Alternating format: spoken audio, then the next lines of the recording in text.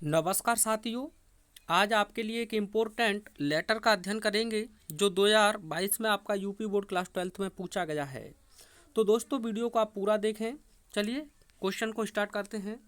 Right a letter, एक पत्र लिखिए to the water work department, जल निर्माण विभाग के लिए, about erratic and polluted water supply in your locality.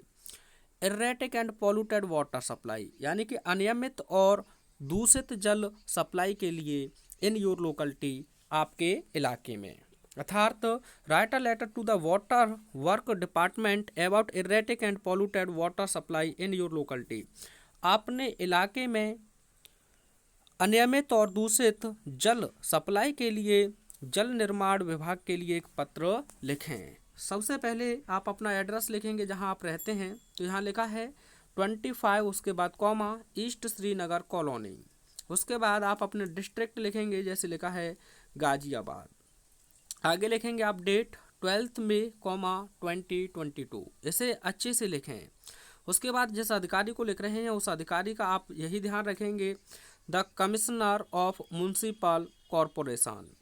Corporation माने होता है निगम, यानी म्यूनसिपल निगम के कमिश्नर के लिए। एक बार फिर से आप अपने डिस्ट्रिक्ट का नाम लिखेंगे Ghaziabad.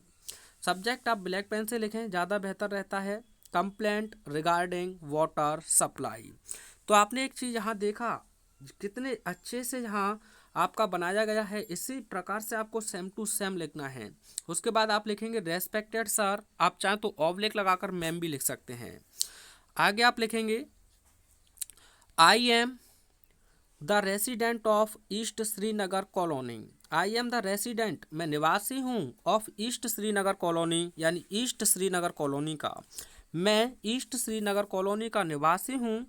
And would like to draw your attention towards the erratic and polluted water supply in our locality.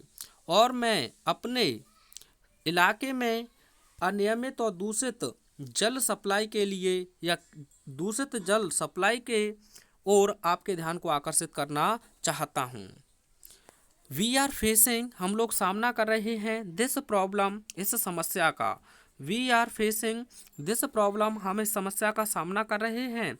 Since the time, उस समय से, the new building has been contracted, यानी कि जब से उस नई बिल्डिंग का कॉन्ट्रैक्टेड चल रहा है, यानी कि निर्माण कार्य चल रहा है। इन अवर लोकलिटी, हमारे इलाके में। हम इस समस्या का सामना उस समय से कर रहे हैं जब से उस बिल्डिंग का हमारे इलाके में निर्माण कार्य चल रहा है। ड्यू टू विच, जिसके कारण, द वाटर सप्लाई, यानी कि पानी आपूर्ति, हैज़ बीन डिसरप्टेड, बाधित हुआ है। यानी जिस बिल्डिंग के निर्माण के कारण हमारा जो वाटर सप्लाई है वह बाधित हुआ है। एंड इफ़ इट कम्स, और यदि यह आता भी है तो इट इज़ नॉट ड्रिंकेबल, तो यह पीने योग्य नहीं है। तो यह पीने योग्य नहीं है।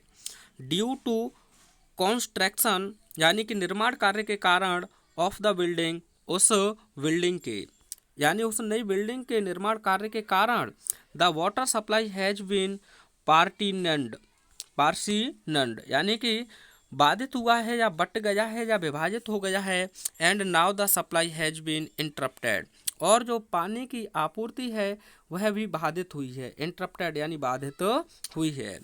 एज अर्लियर यानी कि उतना जल्दी, द रेगुलर वाटर, यानी कि नियमित पानी, supply use to be 3 hours, यानी 3 घंटों तक प्रयोग किया जाता था। इन द मॉर्निंग, यानी कि सुबह में। And the same in the evening, और 3 घंटे ही यह शाम में भी प्रयोग किया जाता था।